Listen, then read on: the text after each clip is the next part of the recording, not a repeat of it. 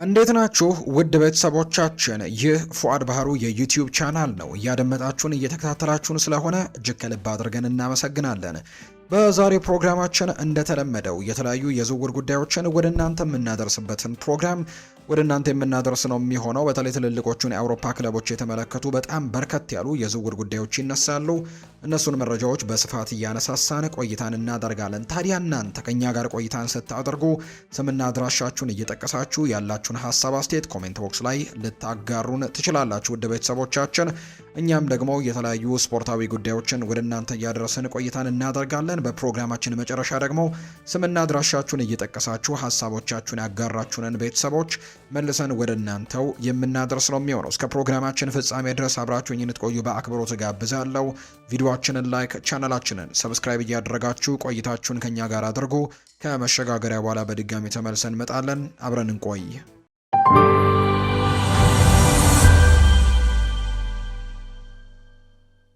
የቶተንሃም ተከላካይ የሆነው ሚኪ ቫን ደ ቬን በዚህ ክረምት ክለቡን ለቆ ሊሄድ እንደሚችል ሲነገር ቆይቷል። እንደ ቤን ጃኮብስ ዘገባ ቶተንሃም ከ25 ዓመቱ ተከላካይ ጋር አዲስ የውል ንግግር ለማድረግ እያቀደ ሲሆን እሱን ለመልቀቅ ምንም አይነት እቅድ የላቸውም። ወደ ሰሜን ለንደኑ ክለብ ከተቀላቀለበት ጊዜ ጀምሮ ቁልፍ ተጫዋች ነበር። እርሱ መልቀቁ ለክለቡ ትልቅ ጉዳት ይሆናል። ክሪስቲያን ሮሜሮ ቀደም ሲል ክለቡን ለቆ የመሄድም ወሬ ሲያያዝም የነበረበት ሁኔታ ነው ያለው። እንዲለቅ የመፍቀድ እድሉም ከፍተኛ ነው። ስፐርስ በአንድ የዝውውር መስኮት ሁለት ቁልፍ ተጫዋቾችን ማጣት አይፈልጉም። የኔዘርላንድ ብሔራዊ ቡድን ተጫዋችም እንዲሄድ የመፍቀቱ እድል የመጠነኛ እንደሆነ ነው እየተነገረ የሚገኘው።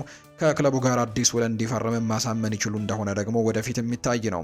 ይህ በእንዲህ እንዳለ ተጫዋቹ ወደ ሊቨርፑል እንደሚሄድ በስፋት ሲነገር ቆይቷል። በተለይም ኢብራሂማ ኮናቴ በነፃ ዝውውር ከለቀቀ በኋላም ጥራት ያለው የመሃል ተከላካይ ያስፈልጋቸዋል። ሆኖም ቤን ጃኮብስ እንደገለጸው ሊቨርፑል በዚህ ክረምት ለኔዘርላንዱ ተጫዋችም ምንም አይነት የዝውውር እቅድ የላቸውም።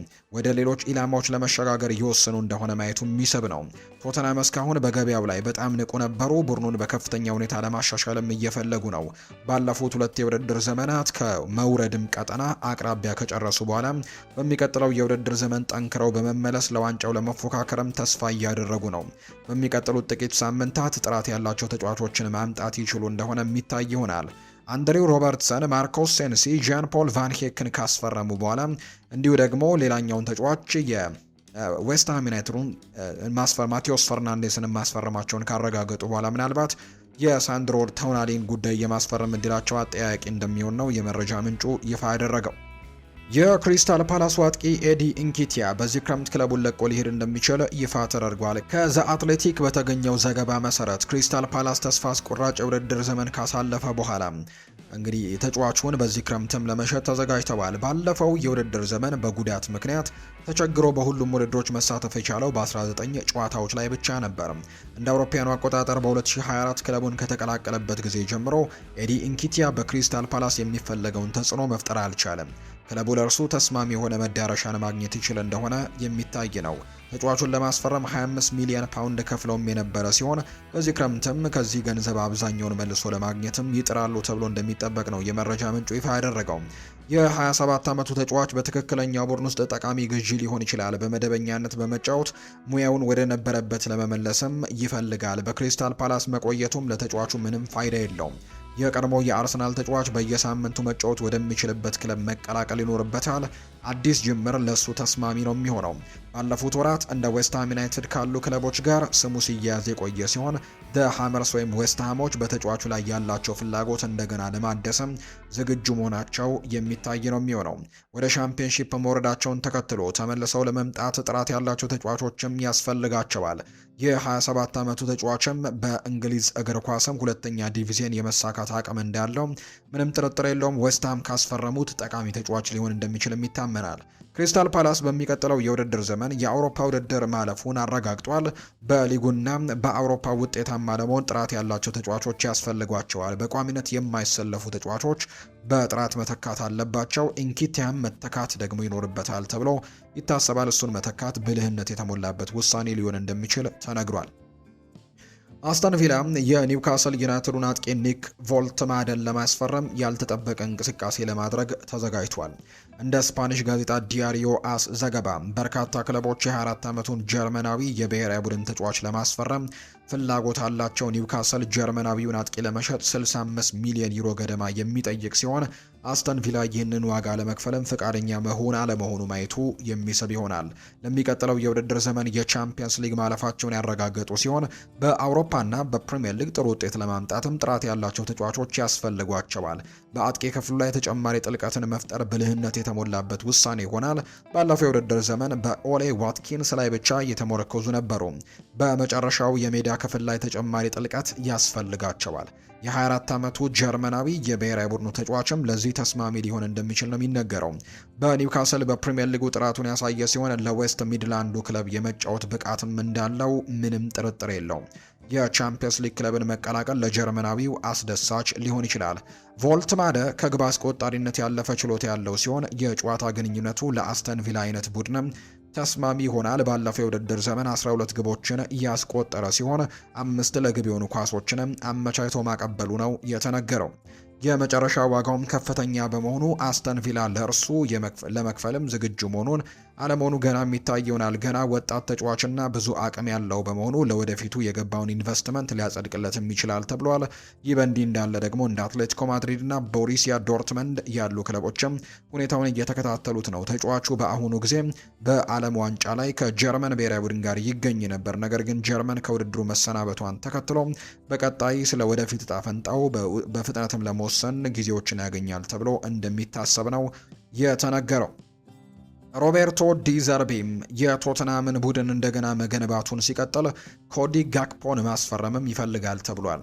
የቶተናሙ አሰልጣኝ አዲሱ የፕሪሚየር ሊግ የውድድር ዘመን ከመጀመሩ በፊት የፊት መስመር አማራጮቻቸውን ለማጠናከር ይህንን ተለዋዋጭ አጥቂ ቀዳሚ ትኩረታቸው አድርገውታል። በሰሜን ለንደን ሙሉ በሙሉ አዲስ የሆነ ማንነትን ለመፍጠርም እየሰሩ ነው የሚገኙት። በኤክስ ላይ ካለ ታዋቂ ማህበራዊ ሚዲያ መለያ የተገኘ መረጃ እንደሚያመለክተው ቶተንሃም ከጀርባ ስራዎችን በንቃት እየሰራ የሚገኝ ሲሆን ለ27 ዓመቱ አጥቂ ለሊቨርፑል ትልቅ የገንዘብ ጥያቄ ለማቅረብም ተዘጋጅቷል።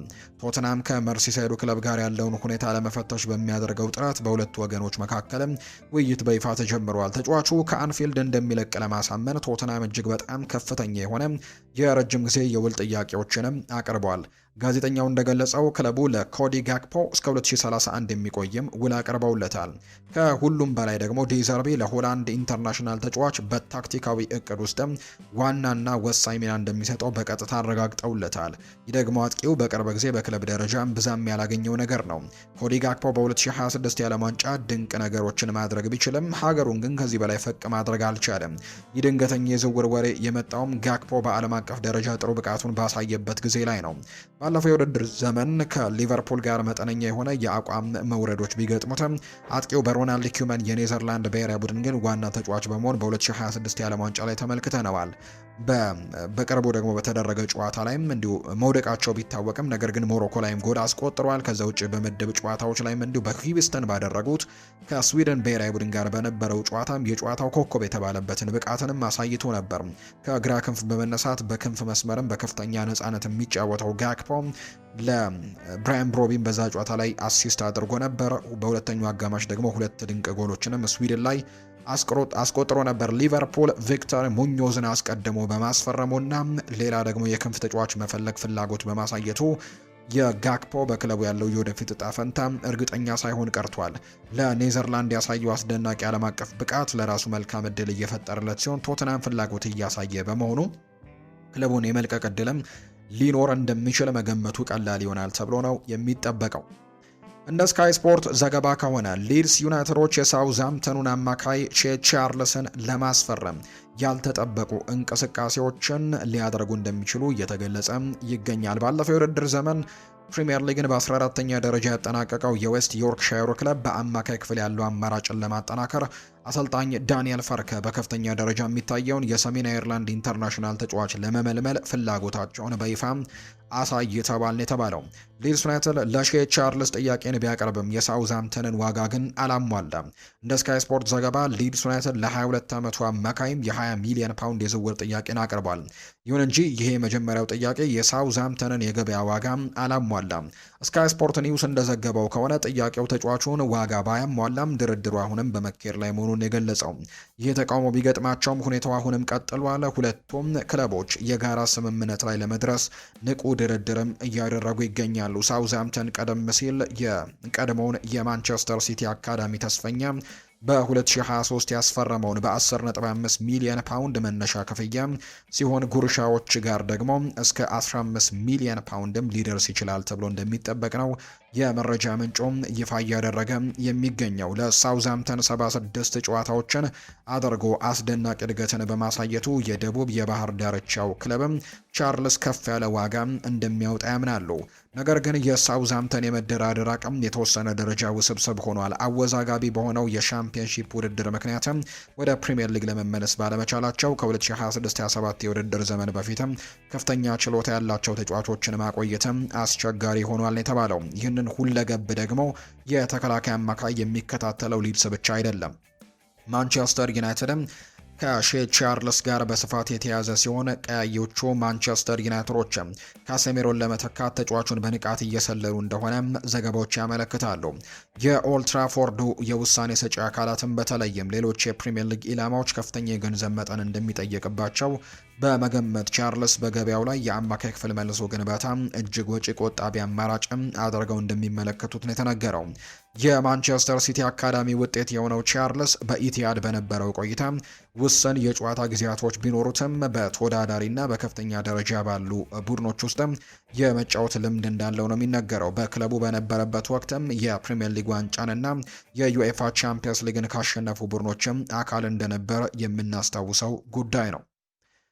ሌላኛው የምናነሳው ጉዳይ እንደ ጋዜጠኛ ቤን ጃኮብስ ገለጻም ሊቨርፑል ለአርቢ ለይፕዚግ አጥቂ ያን ዲዮማንዴ ላቀረቡት ትልቅ የዝውውር ጥያቄ ካልተሳኩም አማራጭ እቅዶችን እያዘጋጁ ነው።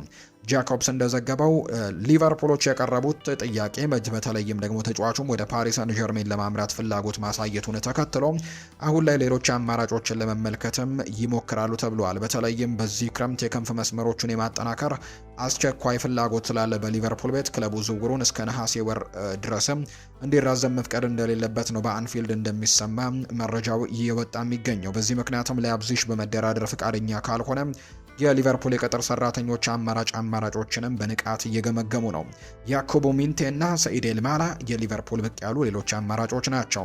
የሊቨርፑል የቅጥር ቡድን በክንፍ መስመሮች ላይ ባለው ቀጥተኛ የአጥቂ ስልትና ፍጥነት ያስደነቀውን ያኮቦ ሚንቴን በቅርቡ እየተከታተሉ እንደሆነ ይታመናል። ይህም ለፕሪሚየር ሊጉ ክለብ አጨዋወት ስርዓትም ተስማሚ ያደርገዋል። ከሱ ጎን ሰኢድ ኤልማላ እንደ አስገራሚ አማራጭ እየታየ ሲሆን የውስጥ ውይይቶችም የእሱን አቅምና የረጅም ጊዜ ጥቅምም በማጉላት ላይ ናቸው። ሁለቱ ተጫዋቾች የዲያማንዴን ዝውውር መዘግየት ካጋጠሙ እንደ ተጨባጭ አማራጭም ይታያሉ። በተለይም ሊቨርፑል በዚህ ክረምትም የክንፍ መስመሮች ላይ ብርታትንና ጥልቀትን ለመጨመርም ባለው ፍላጎት ላይ ማለት ነው። ማቴዎስ ፈርናንዴስ ፓርዶ የሚባል ተጫዋችም እንዲሁ እንዳለ ይነገራል። በቤን ጃኮብስ ከተጠቀሱት ተጫዋቾች አንደኛው ነው። ይህ ተጫዋች በፍሬንች ሊጓን የሚጫወት ነው። ብራድሌ ባርኮላ ደግሞ ከፍተኛ የገንዘብ ዋጋና ከሌሎችም የአውሮፓ ክለቦች ጋር ውድድር ቢኖርበትም የረጅም ጊዜ ፍላጎት ያለው ስም ሆኖ ቀጥሏል። ለያን ዲዮማንድ የቀረበው የሊቨርፑል ጥያቄ እንደታሰበው እንዳልነበር ነው የመረጃ ምንጩ የተናገረው። ሊቨርፑል ከዲዮማንዴም እንደ ቀዳሚ አማራጭ ሲመለከቱት ፓሪስ ሰን ዠርሜን ጥያቄ አቅርቦ ግን ከተጫዋቹ ጋር ተስማምተዋል። ተጫዋቹ ክለቡን የመቀላቀል ፍላጎት እንዳለው ተስፋ ተደርጓል። ሆኖም ለይፕዚግ ስለ ሽያጩ ለመወያየት ፍቃደኛ ካልሆነ ግን ሊቨርፑልም ፓሪስ ሰን ዠርሜንም በቀጣይ ምን እንደሚያደርጉ መመልከቱ አስፈላጊ ነው። የሊቨርፑል የአጭር ዝርዝር ውስጥ በተለያዩ የተጫዋች መገለጫዎች ላይ የተገነባ ቢሆንም የቅርብ ጊዜ አቋማቸው ግን በምርታማነትና በአጥቂ ተጽዕኖች ላይም ግልጽ ልዩነቶችን ያሳያል ተብሏል። ያኮቦ ሚንቴም በቀጥታ ጎል በማስቆጠር ወይም በመፍጠር ረገድ ጎልቶ ወጥቷል። የተጫዋቹን ማለፍ ብቃቱን ከክንፍ መስመሮች በሚገኙ ውጤታማ ማጣመርም እንዲህ ቁጥሮች በሚያሳዩት ተከላካዮችን ለመጋፈጥና አጋጣሚዎችን ለመፍጠር በቋሚነት የሚሞክር ተጫዋች መሆኑ ሲሆን ይህም በዝርዝር ውስጥ ካሉት በስታቲክስ በጣም ጥሩ ከሆኑ ተጫዋቾች አንደኛው ያደርገዋል። ማቴዎስ ፈርናንዴስ ፓርዶ ደግሞ ይበልጥ የተመጣጠነ የስታቲስቲክስ መገለጫን ያለው ተጫዋች ነው። በአንድ አካባቢ ከማተኮር ይልቅ በተለያዩ የአጥቂ ቦታዎች ላይ አስተዋጽኦችን ማድረግ የሚችል ተጫዋች ነው። የእሱ ውጤታማነት በጨዋታው ግንባታ ሂደቶች እንዲሁም በግማሽ ሜዳ ላይም በሚደረጉ እንቅስቃሴዎች ውስጥ የሚሳተፍ ተጫዋች መሆኑን ይጠቁማል። ይህም በተለያዩ የአጥቂ ሚናዎች ውስጥ ያለውን ሁለገብነት የሚያጎላ ነው። በተቃራኒው ብራድሊ ባርኮላ በከፍተኛ የውድድር ደረጃም የሚጫወት ሲሆን የስታቲስቲክስ ውጤቱ የሚወስነው በከፍተኛ የአውሮፓ እግር ኳስ ፍላጎቶች ነው። ጥሩ ቁጥሮች በቀጥታ ለማነጻጸር የበለጠ አስቸጋሪ ቢሆኑም በከፍተኛ ጥራት አጋጣሚዎችን በመፍጠርና በቋሚ የአጥቂ አስተዋጽኦች ውስጥ ያለው ተሳትፎ በሊቨርፑል አማራጮች መካከል በጣም የታወቀ ስም ሆኖ እንዲቀጥል ያደርገዋል ተብሎ እንደሚታሰብ ነው የመረጃ ምንጩ ይፋ ያደረገው።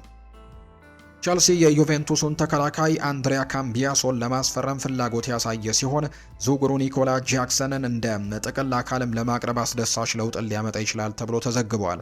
እንደ ጋዜታ ዴሎ ስፖርት ዘገባ ቸልሲ የጣሊያኑን ክለብ የጠየቀውን ዋጋ ማሟላት ባለመቻላቸው ኒኮላ ጃክሰን በድርድር ውስጥ እንደሚካተት ዩቬንቱስ ጠይቀዋል። ዩቬንቱሶች ለካምቢያሶ 40 ሚሊዮን ዩሮ ገደማ ዋጋ ሲጠይቅ የቸልሲ የመጀመሪያ ጥያቄ ግን በ27 ሚሊዮን ፓውንድ እና በ28 ሚሊዮን ዩሮ መካከል እንደሆነ ነበር ሲነገር የነበረው። ይሄ የዋጋ ልዩነትና የቅያሬ አይነት ስምምነትም ጠቃሚ ሊሆን የሚችለው ዩቬንቱስ በዚህ ክረምት አዲስ የመሃል አጥቂን ይፈልጋል። ቤን ጃኮብስም ብዙ ጥንካሬም እንግዲህ ኒኮላ ጃክሰን እንዳለው ሲናገር እየሰማን እንገኛለን። የቼልሲ በካምቢያሶ ላይ ያለው ፍላጎት በጣም ምክንያታዊ ነው። የጣሊያን ብሔራዊ ቡድን ተጫዋች የሆነው ካምቢያሶ እንደ ግራ ተከላካይ፣ የክንፍ ተከላካይ ወይም በተቃራኒ መስመር መጫወትም ይችላል። ይህ ደግሞ ሰማያዎቹ በቅርብ የዝውውር መስኮቶች ውስጥ ሲፈልጉት የነበረው ስልታዊ ተለዋዋጭነትን ይሰጣቸዋል።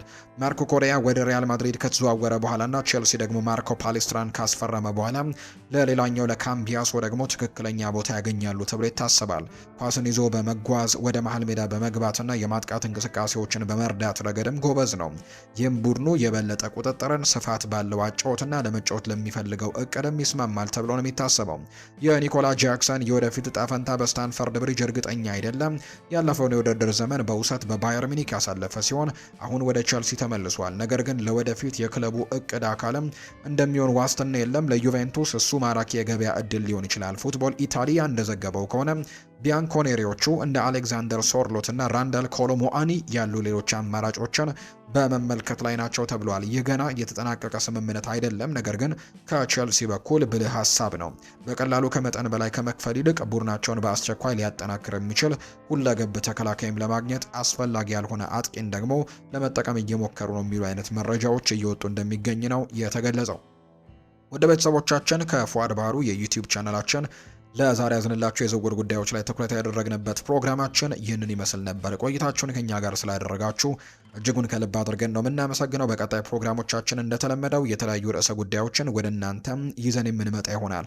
ለዛሬ ግን ስላዳመጣችሁኝ፣ ስለተከታተላችሁኝ፣ ከኛ ጋርም ስለነበራችሁ ከልብ አድርጌ አመሰገንኩኝ። በነገው የከሰዓቱ ፕሮግራማችን በድጋሚ መልሰን እንገናኛለን። ይሄ ፉአድ ባሩ የዩቲዩብ ቻናል ነው። ቻናሉን ያልተቀላቀላችሁ ሰብስክራይብ እያደረጋችሁ የቤተሰባችን አባል እንድትሆኑ በአክብሮት ጋብዛችኋለሁ። በቀጣይ ፕሮግራሞቻችን እስክንገናኝ መልካም ጊዜ